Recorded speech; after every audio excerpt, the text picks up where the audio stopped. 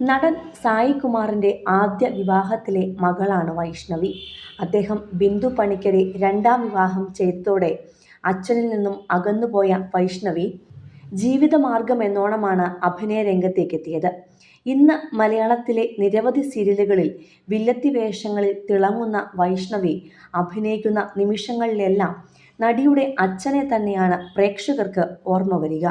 കാരണം അത്രത്തോളം രൂപസാദൃശ്യമാണ് അഭിനയത്തിൻ്റെ കാര്യത്തിൽ അച്ഛനും മകളും തമ്മിൽ ഉള്ളത്. അച്ഛൻ്റെ കണ്ണ് അതേപടി പകർന്നു കിട്ടിയ മകൾ സ്ക്രീനിൽ വില്ലത്തിയായി നിറഞ്ഞാടുകയും ചെയ്യുന്നുണ്ട്.